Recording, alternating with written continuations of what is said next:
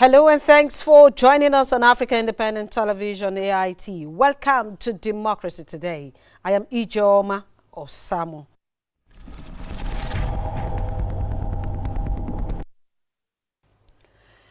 It is 75 days, which is about 10 weeks or 2.5 months to February 16, 2019 presidential election in Nigeria. Yesterday, Saturday, December 1, 2018, INEC gave the green light to the political parties and their candidates to kickstart campaigns for the 2019 governorship and state assembly elections. And the day also signaled the close of submission and substitution of candidates for the general elections. It was also a day for most aggrieved candidates of the All Progressives Congress APC eyeing the governorship seat in Imo, Rivers and other states to move to other parties, ostensibly aware that they could no longer get the ticket of the APC. Uche Wonsu's movement to Democratic People's Party is not yet clear. The national chairman of DPP is with us to throw light on the issue. We will be joining him live in the studio. But before then, let's quickly inform you that there are a total of 73 political parties that are fielding candidates for the 2019 presidential elections in Nigeria. For National Assembly elections, a total of 1,848 candidates. Then 1,615 of them are male and 233 are female. They are all vying for 109 senatorial seats, while 4,635 candidates, out of which 4,066 male and 569 female, are competing for the 360 seats of the House of Representatives. Now, INEC said the full list of candidates and their political parties will be published for public information in line with the Commission's timetable and schedule of activity. As for state election, a total of 1,068 candidates, out of which 980 are male and 88 are female, are contesting for 29 governorship positions, with 805 male and 263 female deputy governorship candidates. The Commission is working on the list of candidates nominated by political parties for the 991 state assembly constituencies, as well as the 68 area council chairmen and councillors for the Federal Capital Territory, the FCT. And tonight we are revisiting the issue of the Electoral Act Amendment Bill. But before we go there, like I told you earlier on, we have Gashon Bensi with us in the studio. Let's just first of all go to the issue of Imo State. Uche Wonsu, where is he? Is he still with the APC or is with the DPP? That's what we are finding out today. Yesterday, we were supposed to join the national chairman of DPP via telephone to do that, but is right here with us in person. Let's just welcome you. Welcome to Democracy Today. Good evening, dear. Thank you very much. Now, before we go into the main issue of the day, let's talk about your party in Imo State. Uche Wonsu, it's all over the social media, and even some persons are saying is the governorship candidate of Imo State. And I read somewhere in one of the published news online that he has picked the ticket for the governorship seat for Imo State. How true is that? You're laughing. Well, does it sound funny? Am I funny? It's very funny because it's not true. Our governorship candidate for Imo State is Honorable Mrs. Mesibe. And yes, the press has been inundated with various reports linking our party with Uche Wonsu and those of them that want to leave APC in Imo State. But we have never had any formal discussion with them. And they've not approached us formally to say, oh, they want to come, and they don't want to come. And we are worried. They are using our name for whatever reason. So we gave them all the whole opportunity. We are ready if they had come. But up till now, they are not part of us. But they've gone far with our name. How far? You said they've gone far with your because name. all the press, both print and electronic, is awash with Rochas is coming to DPP, Uchewosi is coming to DPP, Uchewosi is a governorship candidate of DPP in Imo State. It's just that up till today, some press are still reporting it. But we have never had any formal discussion. They have not formally approached us. And we tried to see if we can stop the news. It's still going like a wildfire. But then, yesterday, 12 o'clock, was the last date for such an exercise to take place. And since there's no deal with us, no formal relationship, I think this news has to come to rest. I don't know, they must have gone to any party, but definitely not Democratic People's Party. But I learned that, anyway, just like you said, yesterday was the close of submission and substitution of candidates. But earlier on, what I read is that he picked a ticket from a faction of the DPP, and they were waiting for the national body of the DPP to accept him. We have never had any faction in Imo State, and we have never had any faction in our party since the history of the party, and so that couldn't be true. Are you saying this because you're the national chairman of the party? Are you afraid that somebody is taking your position? I'm sorry, it's not a question of being afraid or not being afraid, but that's a fact on ground. We have a history. We're one of the most stable party since the registration of the party. We've been very stable. And our first national chairman is late Osamor Ahmed from Bauchi State, seconded by Jeremiah Yuseni, a distinguished senator today and governorship candidate of PDP in Plateau State. And then I took over from General Magashi, who took over from Yuseni. And I took over from Magashi on 14th of November 2014. And up to date, we have never had that kind of history. And so, not even any of our state chapter has had a history of faction or no faction. It doesn't even exist. And possibly that could be the fiction or the imagination of whoever that want to create such a thing. It doesn't. Our state chairman in Imo State is Chief Chidebere Ejimofo. Did you find out from your state chairman if Uche wants to approach the party? He was with us. He left for Owerri very late on Friday, because I had to come here because he said I have substitutions to make. Either the chairman or the deputy or the secretary to come with those kind of candidates and all that. So we're with him till very late on Friday. He has to go back to work. So it's not a question of finding out. We don't run a political party, we run a family. The DPP is a family, and we are knitted. Even those who have left us, the big, the mighty, the small, and all that, we still have a lot of things to do with them.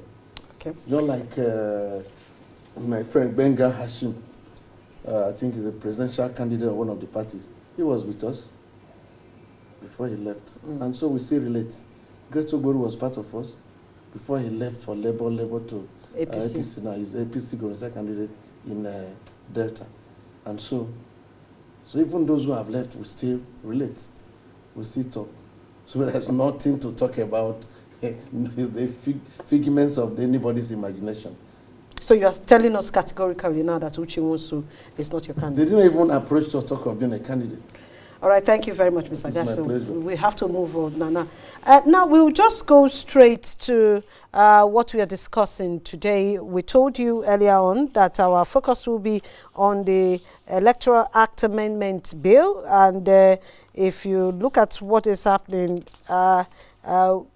a lot of persons have been saying they are not aware that President Muhammadu Buhari were paying the signature to that bill, and it's raising so much concern. A lot of them think that if it doesn't work, it may have another implication, maybe negative, on the 2019 general elections. Now, I would like to let you know that I have with me right here in the studio the Executive Director of IAGA Africa, Samson Itudo. You're welcome to Democracy Pleasure Today. to be here. Thanks for having me. Now, after 3 consecutive rejections by the President, the report has it that the National Assembly on the 7th of November 2018 transmitted, no, was it 7th? No, on the 8th of November, they transmitted the 4th amended and passed bill to the president. The bill, if assented to, will give legal backing to the use of smart card readers and other technological devices in the light of the Supreme Court's decision in the aftermath of the 2015 general elections. Now, with 75 days to the general elections, what will be the likely implication if the president rejects the bill again? This is our focus, as we said before, and that is where I will start discussion tonight. What will be the likely implication if President Muhammadu Buhari decides to say, I'm rejecting this bill? Well, if the president says he's rejecting the bill, and he's got the right to do so, he's got the constitutional power to do so, it simply means that we're going to have to execute the 2019 elections that is 75 days away with the extant laws, with the existing 2010 Electoral Amendment, 2010 Electoral Act as amended, as well as the Constitution as amended as well. And that will be the broad implications. It means the same template that we used in 2015 is the same template we're going to use for the 2019 election, save for the new procedural innovations which the Electoral Commission has introduced in its guidelines and procedure, drawing from the constitutional amendments. As you know, that there are 3 constitutional amendment bills that have been signed into law that have implications on the elections. The first is the popular and the world famous Not Too Young to Run, the age reduction bill, which is one. The second is on the conduct of by-elections, and the dates have been increased.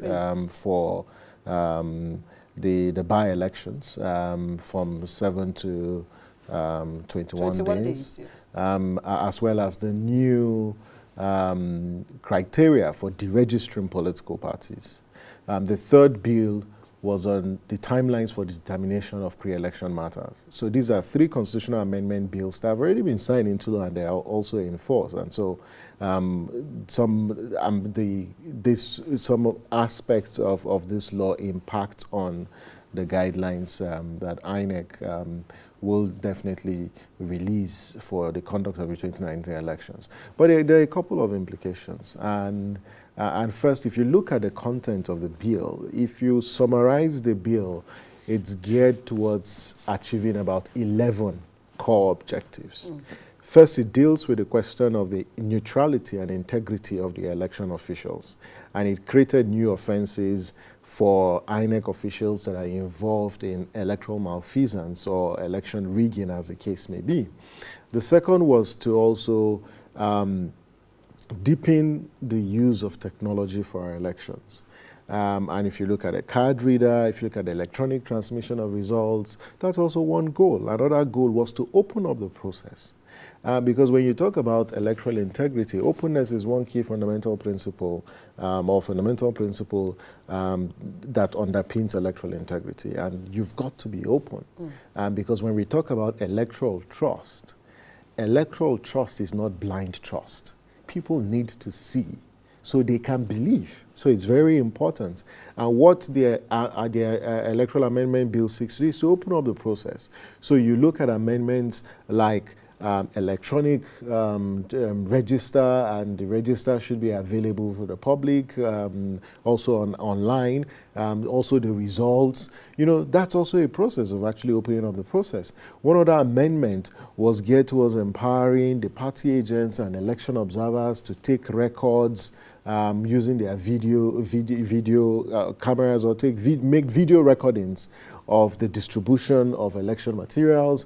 If you look at a card reader, which is the amendment to Section 49, which is basically just complying with whether you call it a directive, whether you call it an obiter, or whatever you call it, that the Supreme Court actual decision or pronouncement in 3 different cases. If you look at Shinkafi and Yari, if you look at If you look at Dakuku, Wike and Dakuku, if you also look at Umahi's case, the Supreme Court was very, very clear that there is no way you can supplant the voters register with the figures from the card reader, and had urged INEC to actually, and I recall very well in the Supreme Court judgment in Wike and Dakuku, the Supreme Court said, unless INEC actually pushes for an amendment on the legality, to upgrade the legality of its guidelines. And what this bill also seeks to do, beyond Section 49, it also went as far as Section 36 or 38, thereabout, by conferring legality on INEC's guidelines or directives. And it makes it a ground for actually challenging, the outcome of an election in the event that any act it's not in compliance with an INEC guidelines.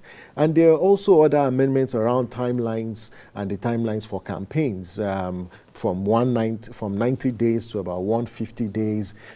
If there's one amendment in the last 19 to 20 years to our electoral amendments that is pro-people, that deepens the integrity of our process, is actually this set of amendments. And that's why it makes no sense, better logical, rational, legal, political, social, that this bill is yet to be assented into law.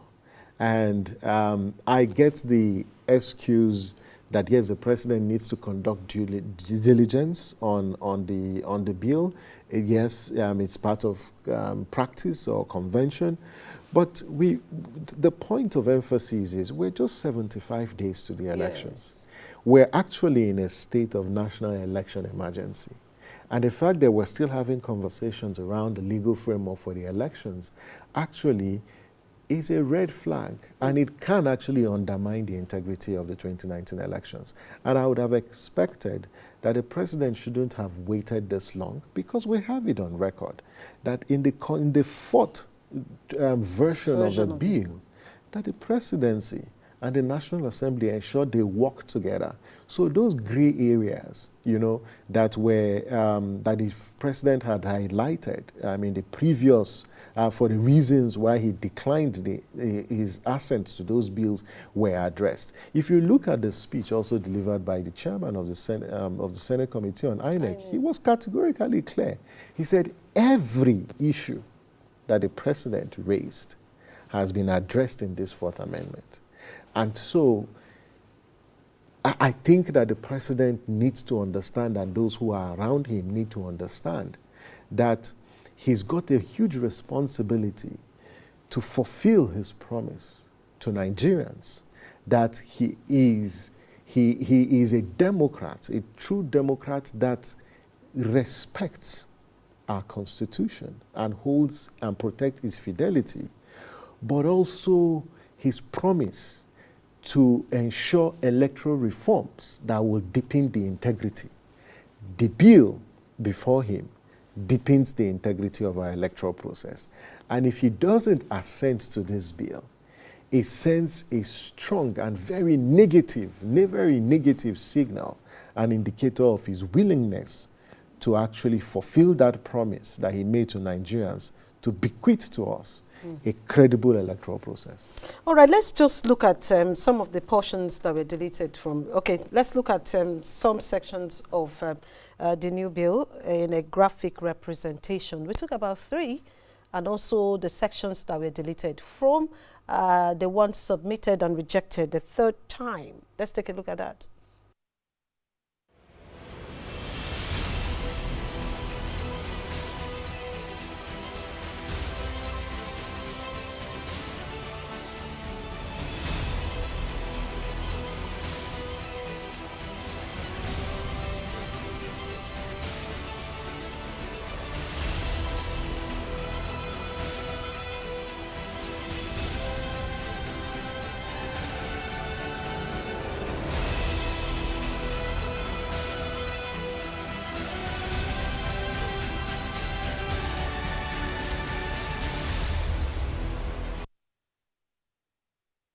Oh, you just saw that some of the section, they amended section 140 to include a new subsection C, which states that where the election is postponed due to omission of a political party's name or logo, the commission's officer responsible for such printing of party name or logo commits an offense and is liable to pay 2 million naira, or the person will have to go to jail, in prison for 2 years, or both.